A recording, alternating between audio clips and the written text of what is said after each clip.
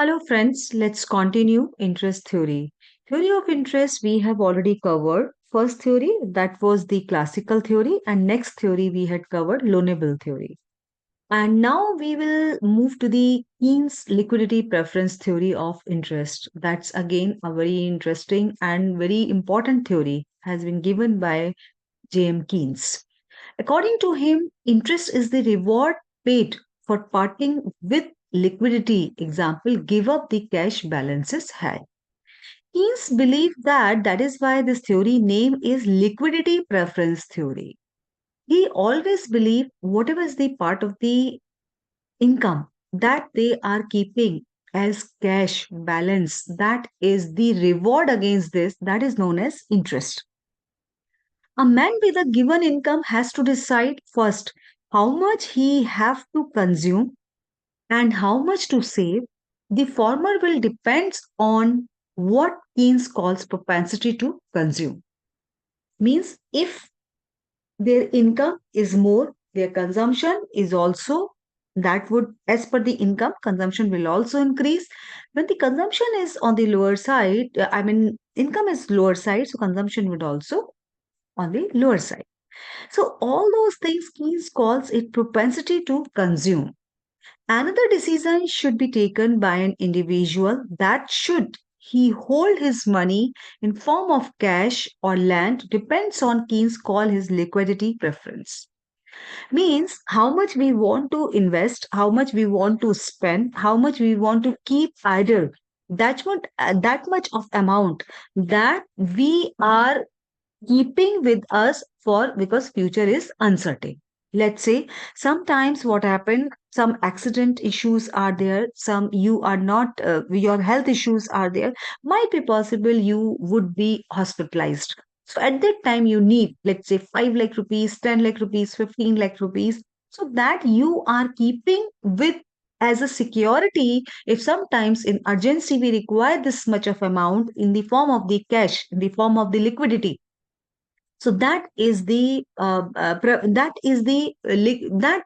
focused by the Keynes liquidity preference theory. So here is three motives behind this: transaction motive, precautionary motive, and speculative motive. So why should people hold their resources, right, in the liquidity form when they can get interest by lending money? That is the very interesting question. Why people are keeping holding this amount with them rather than they are doing lending of this particular amount and they can earn interest. A very good amount of interest they can earn. Behind this, there are three reasons, three motives. So these three motives we can see. These three motives are, you can see, one is transaction motive, another one is precautionary motive, third is speculative motive. First is transaction motive. Transaction motive means, suppose you are getting your salary on the, you can say, 7th of each month, and but your newspaper, this one is the, whosoever is providing you newspaper, he is asking money on the first of every month, as well as people they are asking, m- milkman, grocery shopkeeper, they are asking all these payments most probably within first, second, or third of every month, but you are getting salary on the 7th. So what would be happen? Here is previous month's salary you had kept as a, all we can say, 1 month salary you are keeping as a reserve.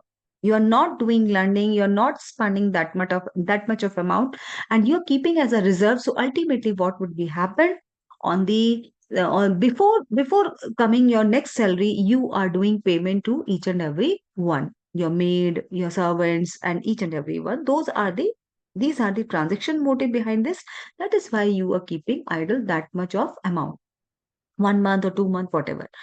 Precautionary motive, that is entirely different. I said already given you one example of the hospitalization and all, where you need money. So precautionary motive because future is uncertain. So that is why you had kept in reserve this much of amount, because at the time of, suppose you had invested this amount, you have done lending of this money. Might be possible whenever you require, and these people are not able to return you this much of amount or at that moment when you required. be possible they are returning this much of amount after a month, after 2 months, 3 months, but you need that money right now. So it's not possible, people, they have to pay you. Same way, suppose you are investing this much of amount to purchase a land. Let's say you have 20 lakh rupees in buffer and you would like to invest in real estate, and you can do that. But at the time of whenever you require this much of amount in the urgency, it's not possible this much of money you can getting back immediately, because whenever you will give advertisement and you will say I want to sell out my property, but it will take time. People, they have to hardly, because people, they would arrange their money and after that they will pay you. So this one is the precautionary motive, right? That is why people, they want to keep cash in the liquidity form as idle, rather than they are earning reward on this cash.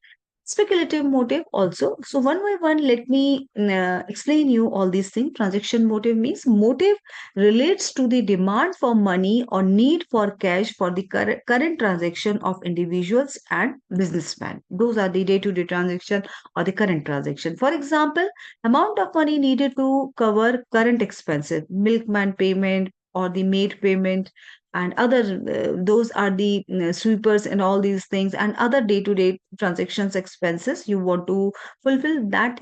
For this purpose you require transaction motive. Next one is, as I said, precautionary motive. I had already explained you danger of unemployment because future is uncertain. Sickness, accident.